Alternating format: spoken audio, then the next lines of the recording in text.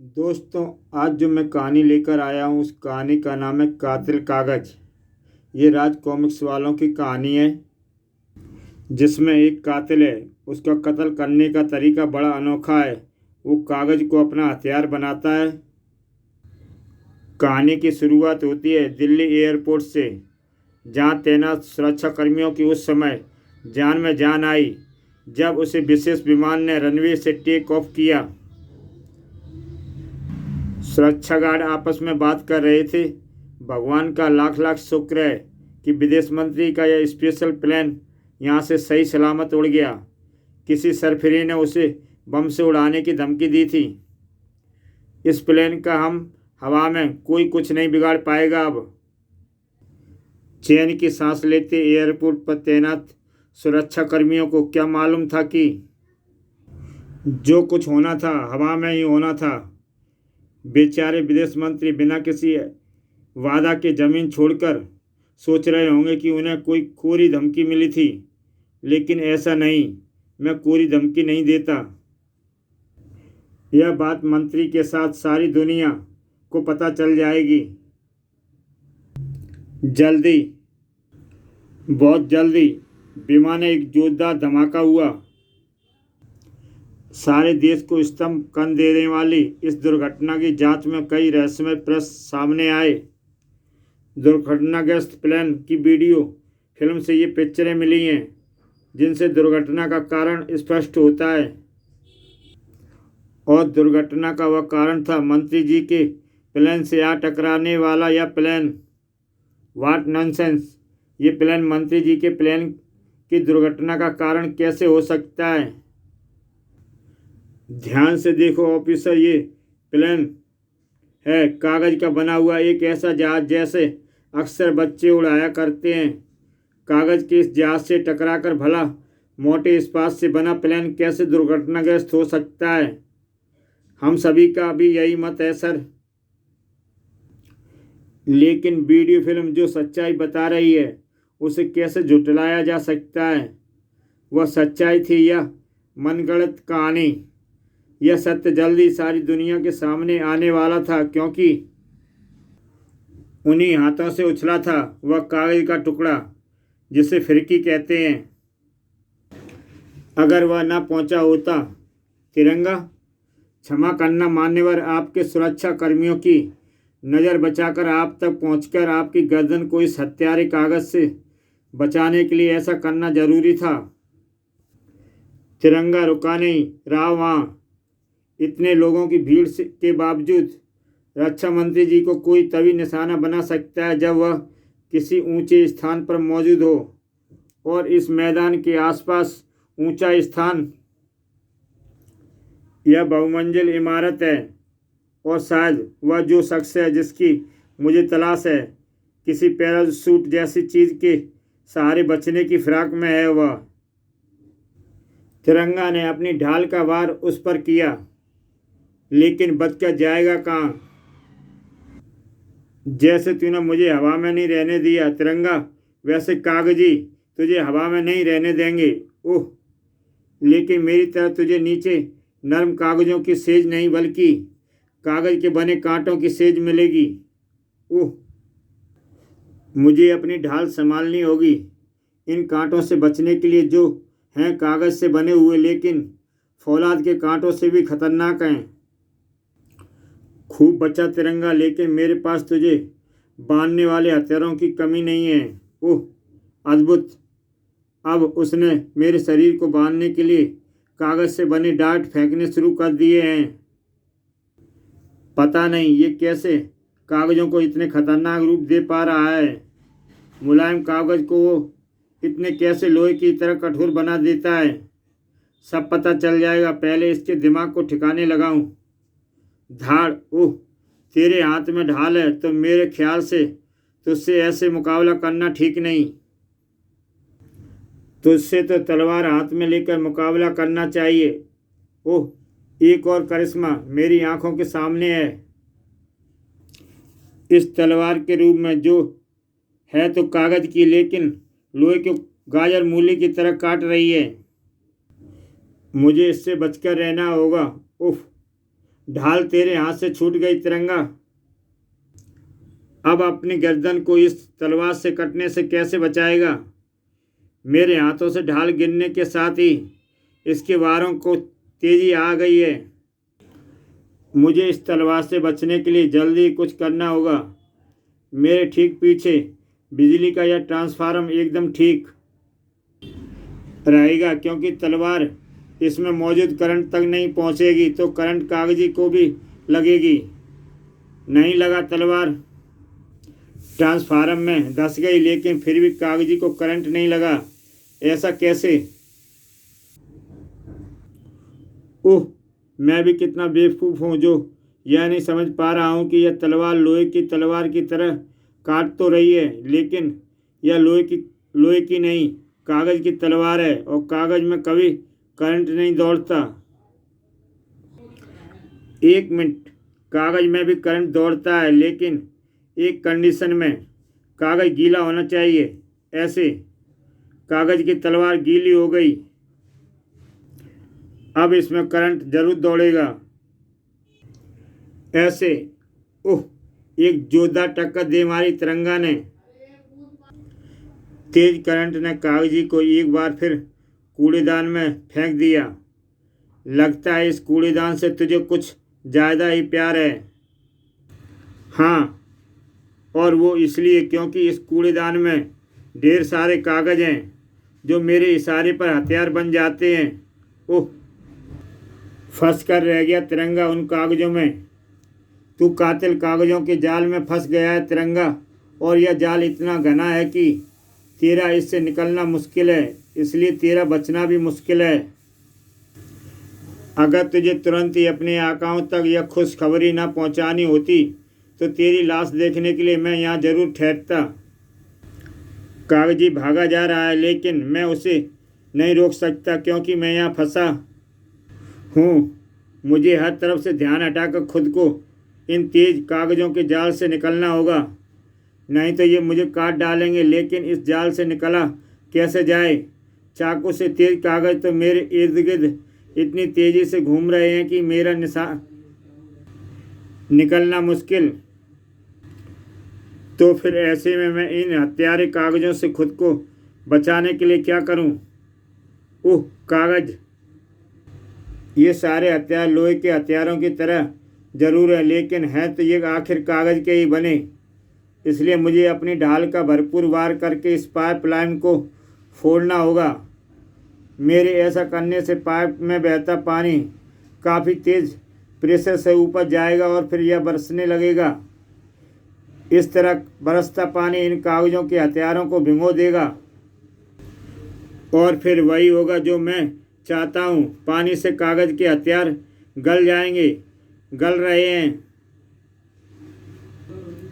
कागज़ के सभी हथियार गल रहे हैं।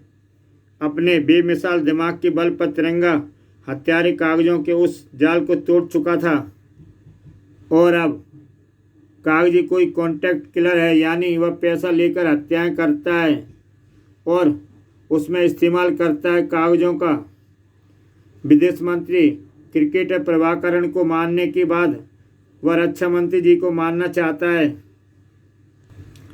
मुझसे मिली शिकस्त के बाद क्या वह चुप बैठ जाएगा?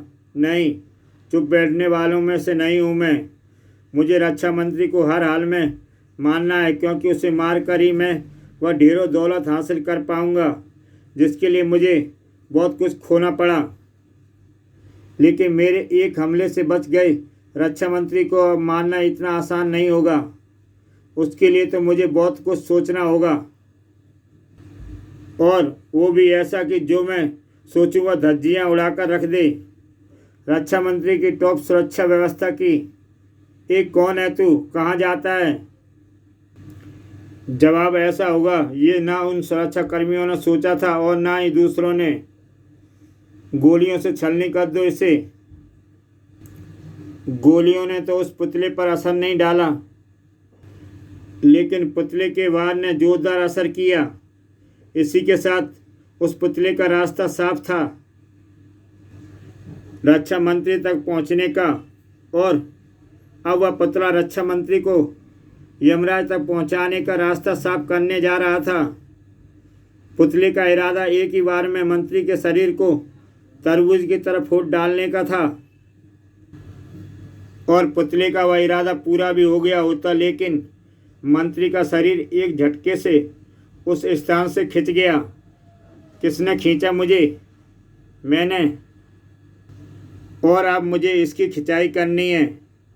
तिरंगा, तुम एक बार फिर मुझे बचाने आ गए, क्योंकि मुझे पहले से ही आप पर होने वाले हमले का अंदेशा था। ओह, ये अपने हाथों से कटर फेंक रहा है।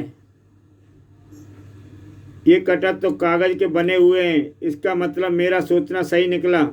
ये कागजी का ही हमला है और इस बार फिर विफलता हाथ ना लगे इसलिए उसने उस कागज से बने पुतले को भेजा है। लेकिन कागज का होने के बाद भी इस पर मेरे वारों का असर नहीं होने वाला। लात, घूंसे या ढाल के वार, इस पर किसी भी वार का असर नहीं हो रहा। ये क्या? तो लिपटता ही चला गया। उफ, वह पुतला मुझे कागज से फंसाकर मंत्री जी की तरफ बढ़ रहा है। अगर मैंने तुरंत ही अपने आप को आज़ाद नहीं कराया तो वह मंत्री जी को मार डालेगा। तिरंगा आज़ाद होकर उस पुतले से भिड़ गया। ये रावण का पुतला हमें मार डालेगा। तिरंगा, आपको कुछ नहीं होगा। मैं इससे निपटने का कोई ना कोई रास्ता ढूंढ ही लूँगा। एक मिनट, अभी आपने इस कागज के पुतले को क्या बोला है? रावण का पुतला? यस, रावण का पुतला। क्या हुआ? आपने मुझे इसे ख़त्म करने का रास्ता सुझा दिया। कैसे? पता चल जाएगा। पहले आप मेरे साथ बाहर चलकर इसे यहाँ से बाहर ले चलने में मेरी हेल्प कीजिए, क्योंकि जो मैं करना चाहता हूँ वह यहाँ नहीं होगा। तिरंगा और रक्षा मंत्री के पीछे कागज का वह पुतला भी बाहर की तरफ लपका और जैसे ही वह पुतला बाहर पहुंचने पर हम पेट्रोल से इसका स्वागत करते हैं श्रीमान, और जलता हुआ लाइटर भेंट करते हैं। ग्रहण कीजिए।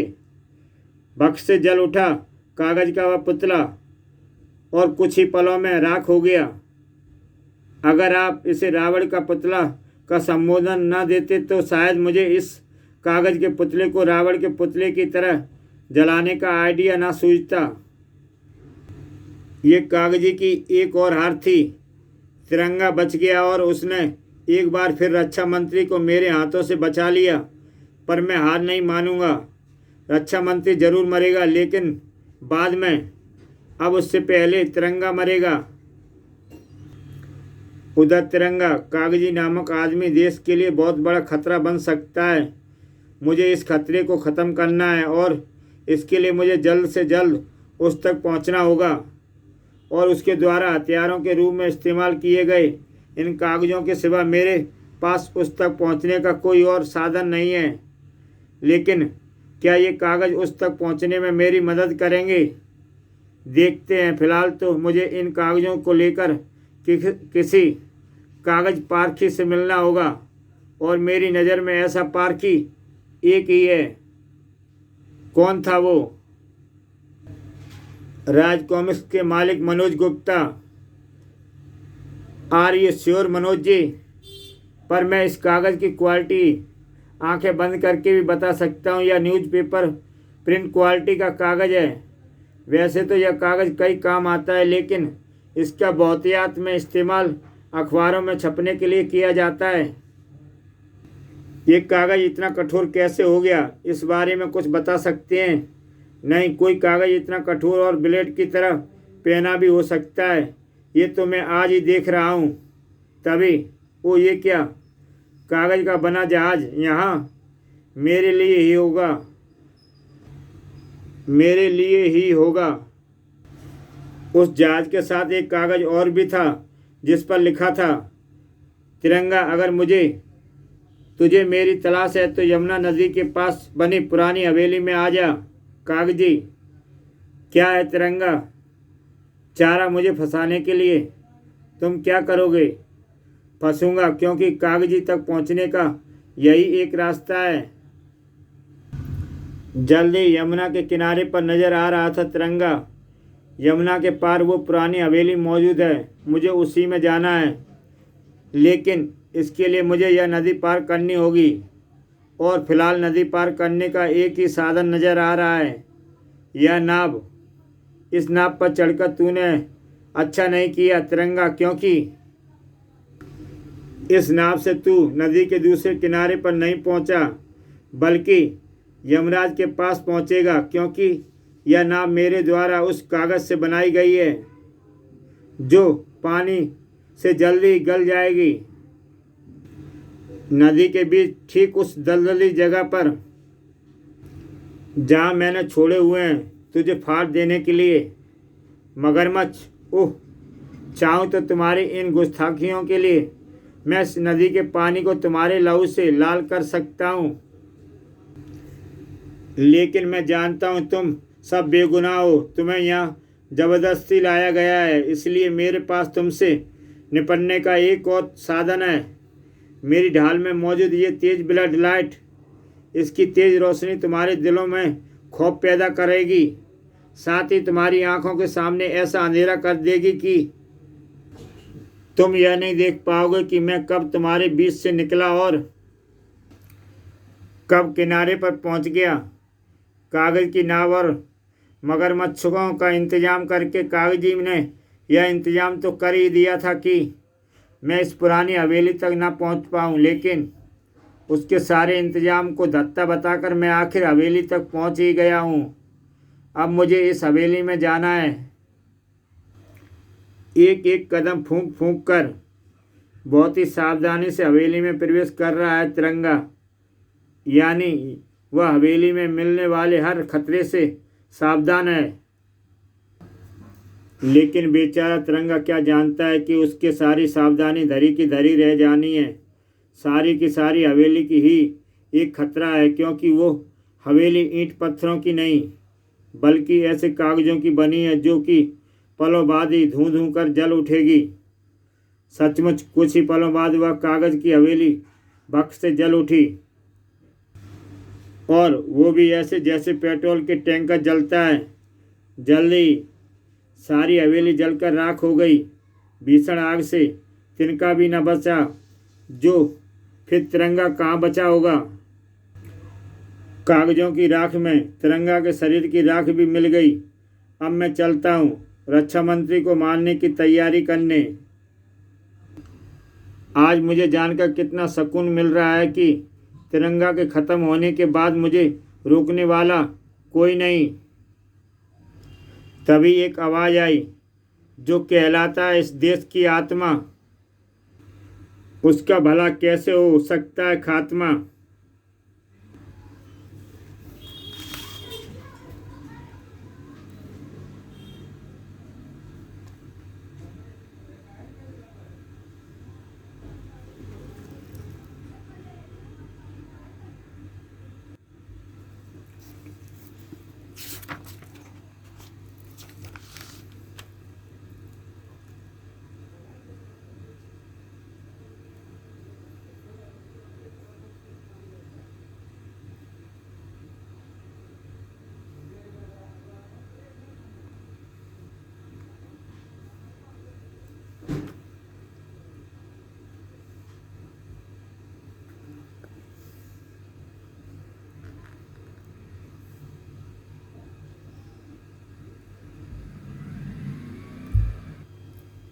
क्योंकि ऐसी जगह से ही तुम न्यूज़ प्रिंट पेपर आसानी से उपलब्ध हो सकता है। बस तब से इस बंद पड़ी अखबार की प्रेस में मैं आ पहुंचा। तू यहाँ आ तो पहुंचा है तिरंगा, लेकिन यहाँ से बचकर नहीं जाएगा। कागज़ों के इसी ढेर में दफन कर दूंगा मैं तुझे।